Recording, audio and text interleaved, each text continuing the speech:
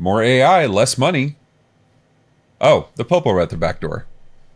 And HR wants to see you about your phishing emails. These stories and much more on today's episode of MSP Dispatch.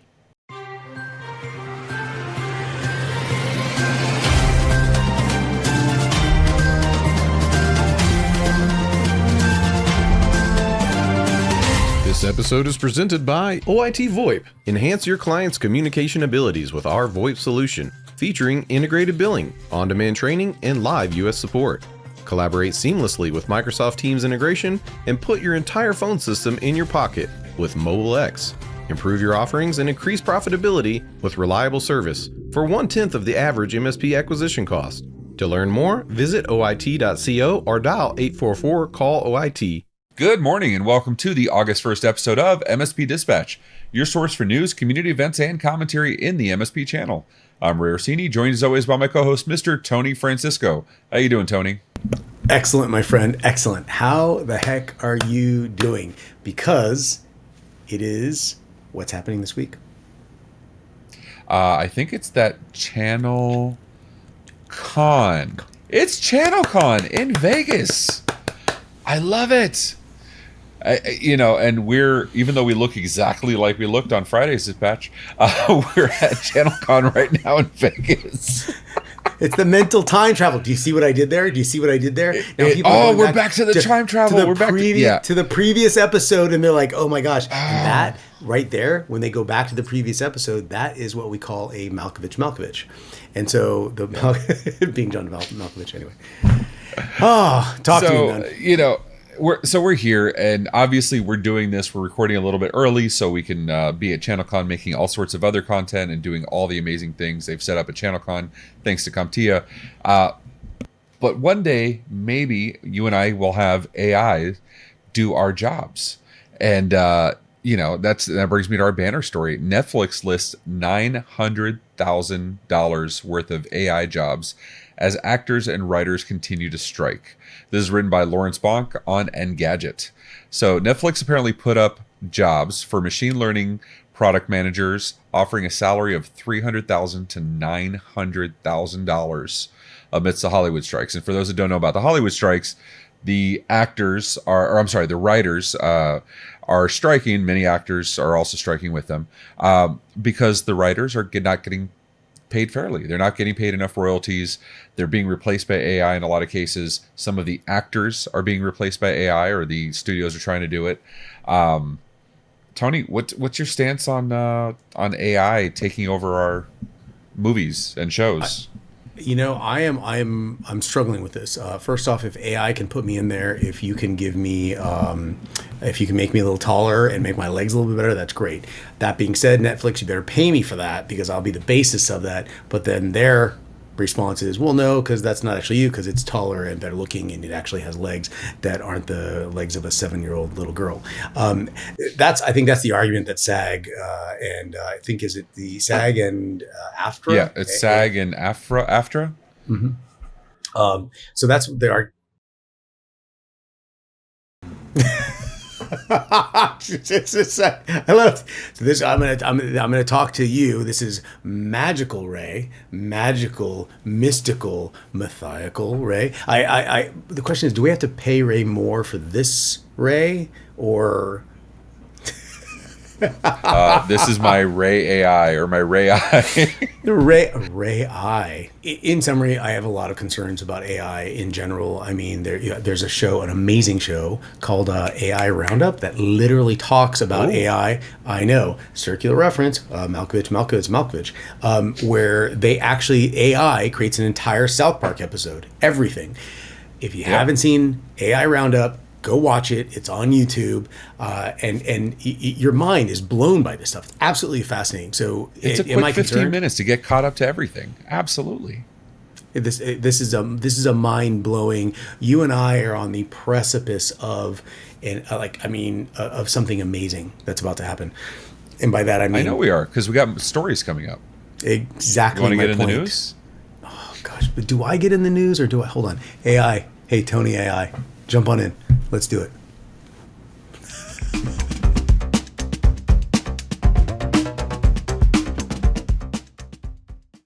In my top business stories, 70% of companies embrace generative AI, but few commit to more spending. Written by Carl Franzen for VentureBeat. According to a recent VentureBeat survey, over 70% of companies are currently experimenting with generative artificial intelligence, or generative AI. Among these, 18.2% have already implemented generative AI in their operations, and the same proportion plans to increase spending on the technology in the coming year. The survey reveals challenges for enterprises adopting AI tools, with constrained budgets and lack of prioritization for generative AI being prominent issues. Despite the technology being hailed as transformative, organizations are proceeding with caution primarily due to limited resources and insufficient support from stakeholders. Early applications of generative AI mainly revolve around natural language processing, 46%, and content creation, 32%. However, an unexpected number of respondents, also 32%, are deploying generative AI for other use cases or have not adopted it at all. Furthermore, the survey shows that 63% of participants agree on the potential of generative AI to impact various use cases, with 46% emphasizing its role in improving customer experience. Currently, generative AI is a state of rapid development, and the survey reflects organizations' ongoing exploration of how best to deploy it. As the landscape evolves, next year's survey results are expected to look significantly different. Tony, everybody agrees it's an awesome thing. Nobody's willing to pay for it. It sounds a lot like MFA and other security, doesn't it? It's exactly what I was thinking. Well, now I'm completely... You know what? Ray I just took out that outsmarted Tony's human factor, because the whole time I was like, oh, this is the same thing we were talking about. Everything else, MFA, all the security precautions that I repeat over and over and over. Let's agree to that. This is amazing. This is awesome. I don't want to pay for it. Not in my backyard. I'm not doing it. Why isn't it free?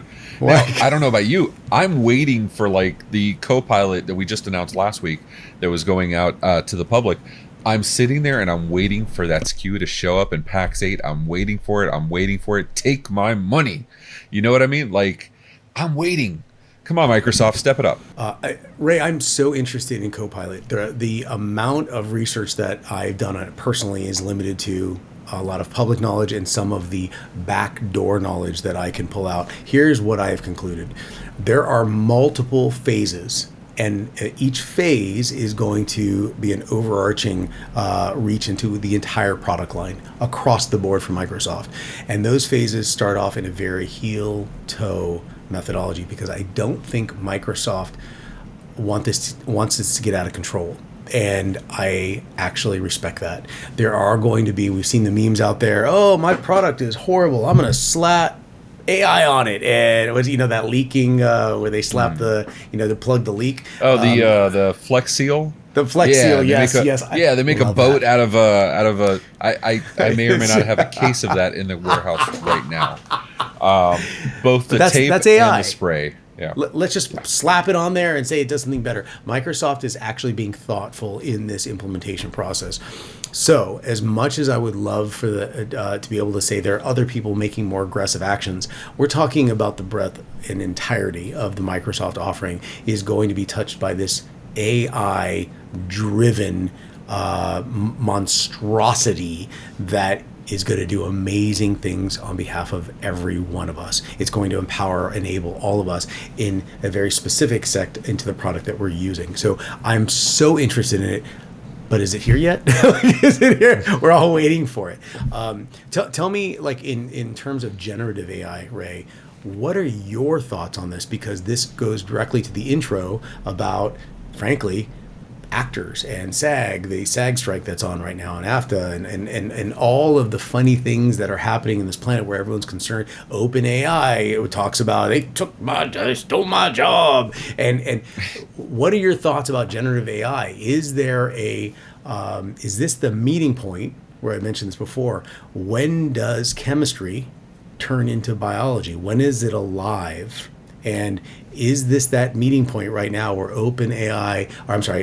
generative AI is now mixing into art or something proprietary, or is it a copyright infringement? What are your thoughts? I think that these are hard questions. I think instead of talking about it now, since we're almost at time, I'd rather talk about it on Discord. And here's why. Because if I've seen anything from the conversations that are happening is watching stuff like AI Roundup, which last week we covered some of the same stories, But even that, I was talking to Phil and telling him that his coverage of Gorbo and our coverage of Gorbo were so drastically different, the different perspectives, and the same thing with the Worm GPT, that I want to hear the MSPs. I want to hear what they have to say. Are they all into this? Are they tired of hearing about AI? I know I'm tired of saying generative AI. That should be a drinking game by itself. Okay, I swear I must have said that 14,000 times. But actually, Tony, did you know I used to work for the Miami Police Department for 10 years? I have heard rumors, which is why I've been extremely cautious in everything I tell you. Why, you ask? Says the guy that worked at the Justice Department. I worked in communications. I was a dispatcher, then a supervisor, then oversaw all of the communications division. And something we used a lot were radios, right? The police use radios, and Absolutely. Radios are 100% secure, right, Tony?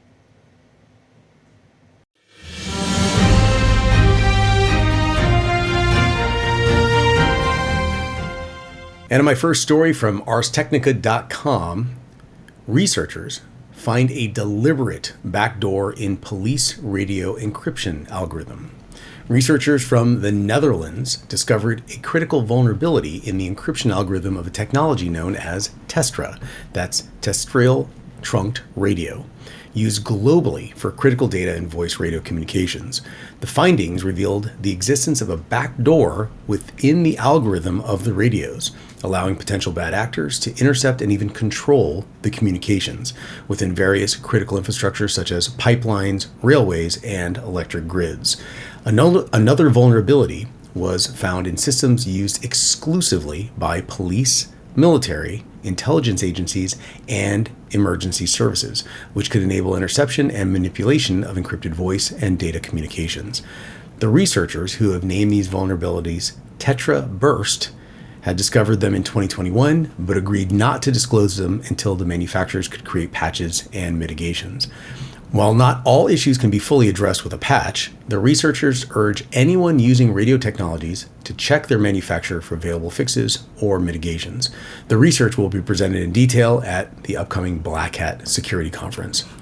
Ray, I have heard a rumor that you knew something about police departments and operations. I am now going to pass the microphone to you, and despite what you think as you talk, everyone's going to listen because there's a backdoor in it that's hacked it. Talk to us about this topic. Sir, this is like the NSA when the whole Prism thing came out, that they were, filtering traffic and logging everything. That's called a backup. Okay, if you don't, as we prepare for ChannelCon, I had a meeting with my team last week, and we talked about possibly getting 2 keys to your room, so you had a backup key to your room. They're just helping us out by providing a backdoor to police radio communications. Yeah, that's not important. This is like, what was it? 3 years ago, the Fortinet backdoor that was hard coded in the Fortinet. You know what I mean? Or, it's not as bad as SolarWinds 123. It's just asinine. But pulling back from our John Connor conversation from Friday, is this a thing where if we could have gone far back enough that we could have prevented stuff like this? Is this we could have learned from the past? Because if we would have had this conversation in the 2000s, 2005, 2001, okay, bad practice, but now we recognize why it's bad practice. To have it in 2023, after LastPass, after Fortinet and Fortinet and Fortinet and LastPass and Fortinet and Fortinet and Zyxel and SonicWall and Fortinet, come on, dude. Like, why? So here's my question. Who created the algorithm? Let me pause for a second. In the era of Bitcoin and blockchain communications, Bitcoin created the blockchain that the application resides on top of. Ethereum. I can never say that correctly. Ethereum. We know who the problem is when there's a blockchain issue. Who created the algorithm for a communication system that was used in police, military, hospitals? Who created that? We don't have a single point to reference, as opposed to like the blockchain that's associated with the name brand of of Bitcoin and Ethereum. So who do we blame for this? Because the question is, how long has this been exploited? And I'm assuming the answer to that question is directly related to who created the algorithm. I don't think it's that. I think it's because you can't say it was the original guy's fault when everybody that knew it since, and I can confirm for reasons I can't say, this has been known for a long time. I'm not going to name names, but I'm just going to say I retired from the police department in 2009, and this isn't news to me. So I'm just saying, I'm not saying my police department was doing it. I'm not saying anybody else was doing it. I'm just saying, do your own research. Ray, listen. Whoever the person is, can you imagine if it was an AI that inserted that in to do fraud? Can you imagine if there was some type of artificial intelligence that its only purpose was to do fraud? How horrible would that be? Thank goodness we do not have that, right? It would never happen, Tony. Except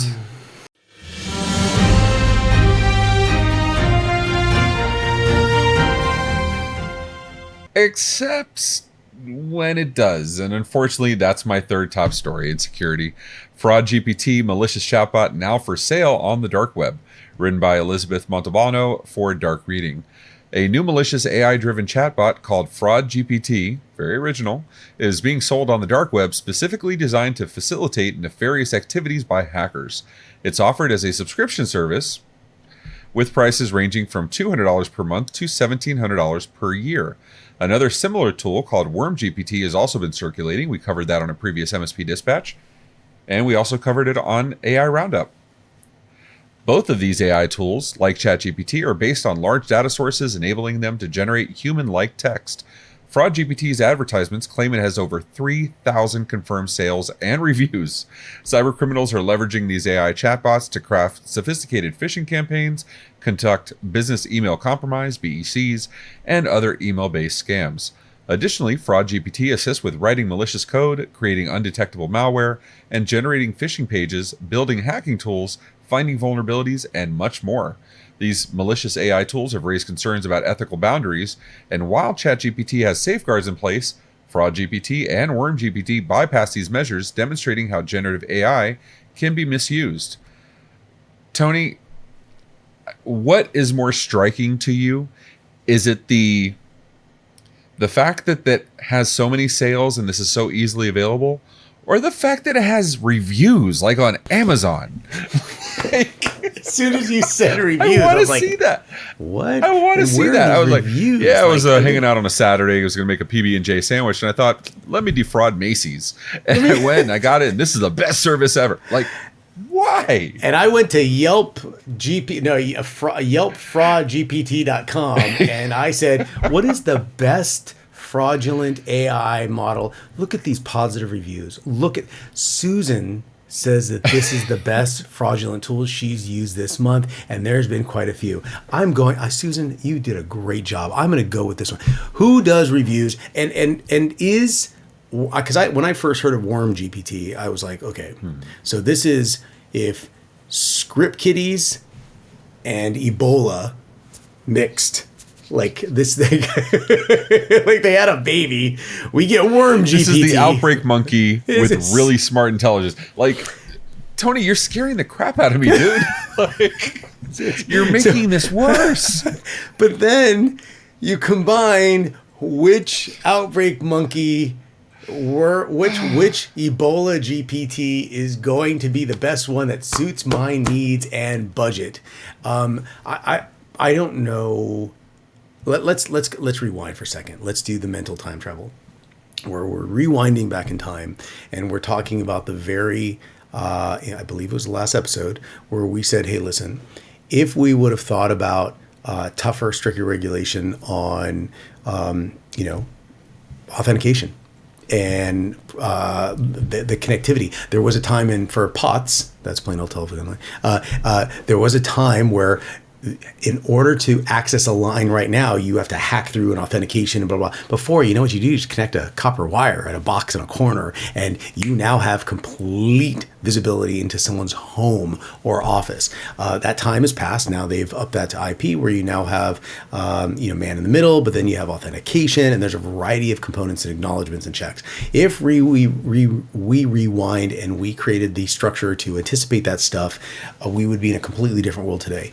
If we did that exact same thing where we rewound time and implemented checks against the worm GPT and all the other horrible things that are coming out, we may be in a much different place. But we have talked on this show multiple times about how something very positive has a equal and opposite counterpart.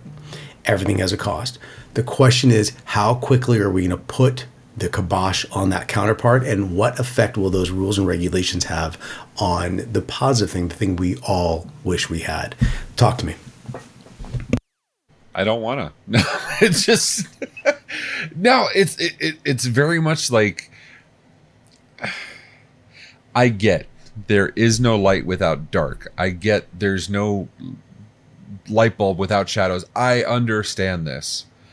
Doesn't mean I like it. It doesn't mean I want to hear it. I just want to put my fingers in my ear and la la la la la la la. Like, this drives me nuts, because as security researchers, and I'm not one of them, but security researchers have to not only combat what they see occurring, they have to read the tea leaves for what could occur. And it absolutely makes sense that if ChatGPT is used for good, there's an anti-hero ChatGPT out there. We know that it's going to happen. And just like there's a million AI models out there, there's going to be a million bad ones too. And we forget sometimes that the malicious actors, they're running businesses too. They're running very profitable businesses. And sometimes they may be even a little more adept and more nimble at business than some of the good guys. So these are things to keep in mind. Just go into it. I think education is the key here. Awareness is the key. As much as I want to pretend it doesn't exist, knowing it exists, knowing what to look out for, and how to train my partners, how to train my clients, I think that's the real takeaway here. That's the only real prevention you can possibly do. Until we get Defend GPT and whatever else. I'm trademarking that. Defend GPT. I like. You should do that. I'm going to GoDaddy right now. I'm kidding. I would never register on GoDaddy. So, but you can go and you can register that at Google. Oh, we did a story about how they just killed their DNS service. No, I do all my registration to Cloudflare. So, but yeah, I mean, MSPs, let us know what you think. Go to the MMN Discord. Let us know. Are you all in on this? Are you even talking to clients about it, or just moving on with life? But for now, let's do some notables, Tony. Let's get in the notables.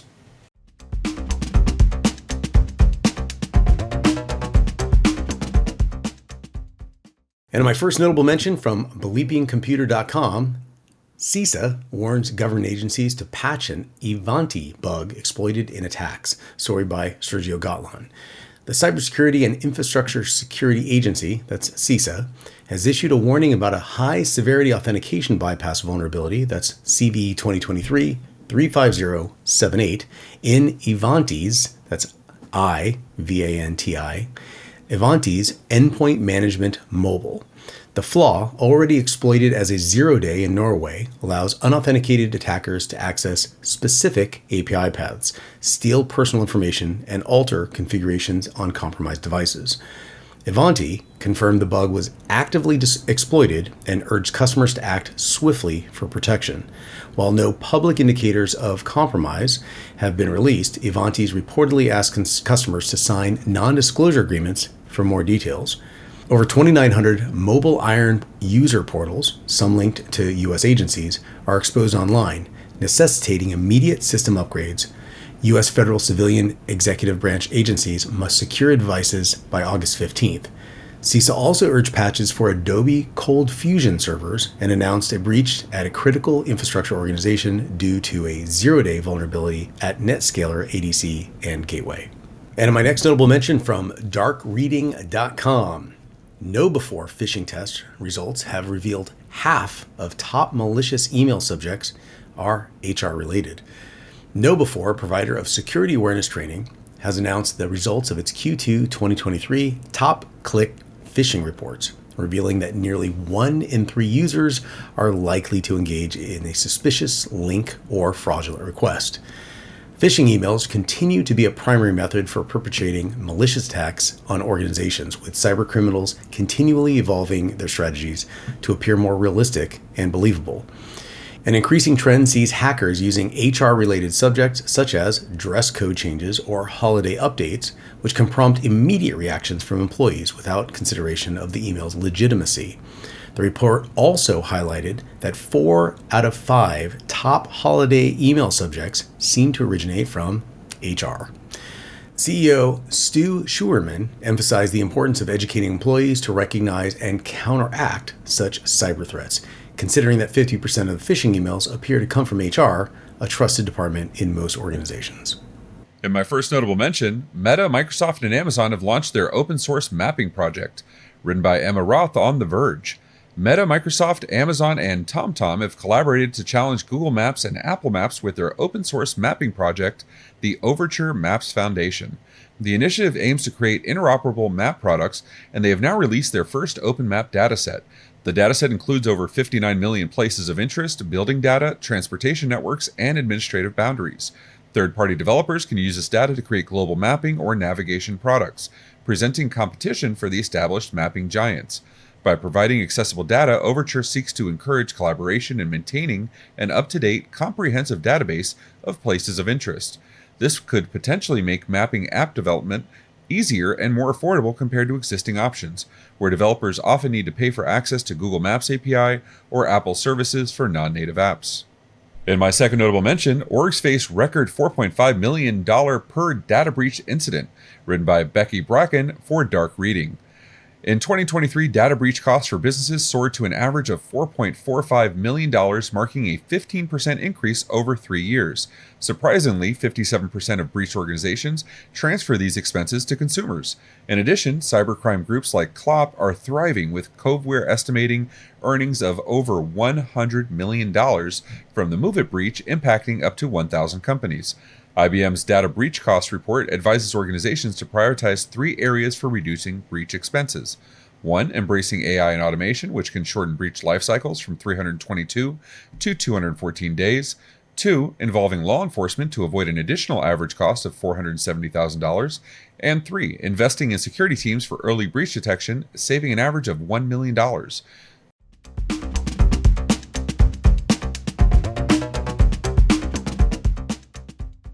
In my resource of the week, this Microsoft app turns Windows into a productivity paradise, written by Doug Emmett for Fast Company. Microsoft's free Power Toys app is the ultimate productivity companion for Windows, offering features like Fancy Zones for custom screen layouts and Keyboard Manager for easy muting during video calls, and Always on Top to keep crucial windows in focus. Color Picker is another invaluable tool for designers, allowing quick identification of hex or RGB codes for colors on your screen, while Image Resizer efficiently formats images to desired lengths and widths. A link to Microsoft Power Toys will be included in the show notes below. There are plenty of amazing upcoming events taking place across the community, so let's see what's happening this week. Starting today through the 3rd, an in-person event, ChannelCon 2023 in Las Vegas, Nevada. And also on the 3rd, 2 in-person events, CISA Datto Connect Local in both Doral, Florida and Christchurch, New Zealand. And August 5th through the 10th, another in-person event, Black Hat USA in Las Vegas, Nevada. And coming from the MSP Media Network this week, we have, later today at 7 p.m. Eastern Time, Wins and Losses Episode 3. On August 4th at 5 p.m., 38 at 38, Episode 15 with Kyle Spooner. And on August 6th at 7 p.m. Eastern Time, MSP Community Live Episode 6. And as always on Tuesdays and Fridays at 10 a.m. Eastern Time, MSP Dispatch presented by the MSP Media Network.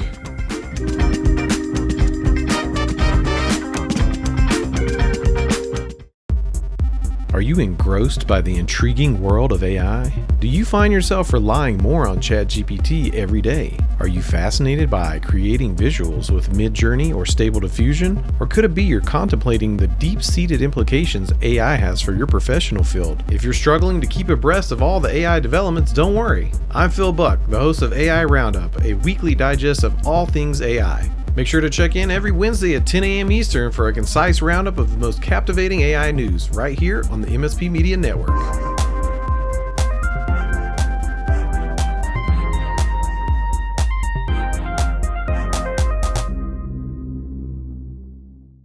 So how'd you like today's show? If you liked it, hit the thumbs up button. If you didn't, hit it 3, 5, 7, 9 times. You know the deal.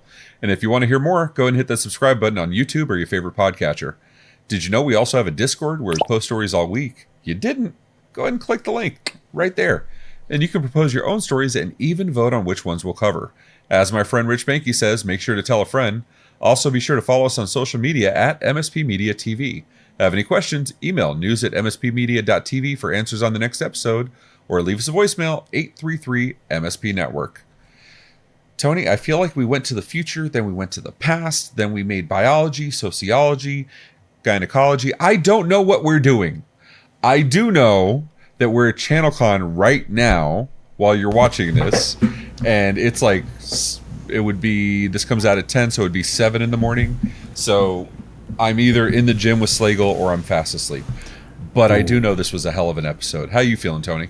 Amazing. I love the fact that we're here, but we're in Vegas. People are going to be listening to us, watching us live, but then seeing me and you go down the hallway and they're like, I don't understand. But then they're watching us interview other people while we're at ChannelCon for the next episode, which may have already happened, but they saw us doing it, but they're watching us live. There's a circular reference here. I'm going to put it together with an 80s movie, and then we're going to talk about it, and I'm going to sound really, really smart when I do it, and you're going to give away the movie, which is going to kill that smartness. Listen, I feel to bring this Ouroboros to completion, I'm going to channel my inner Schadenfreude, and I'm going to walk around on Tuesday morning wearing this exact shirt, holding my cell phone up, playing MSP Dispatch while I'm wearing the same shirt. So if you're at ChannelCon, please say hi to us and we can do the whole Inception thing and just be like, do the double Spider-Man pointy. But for now, everybody, we appreciate you. And as always, take care of yourselves and each other. Be safe, everyone.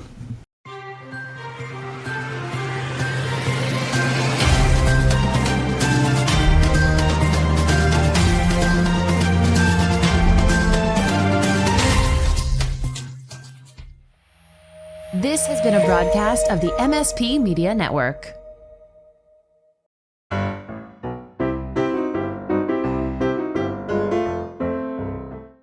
More AI, less money. Oh, sorry, the Popo at the back door. Oh, sorry, HR wants to see you about your phishing emails. These stories and much more on today's episode of MSP Dispatch. Oh, my voice cracked. Let me do that one more time. I remember when I went through puberty. Finally going through puberty, man. Yeah. In my top business story, Ray doesn't know how to read numbers. All right.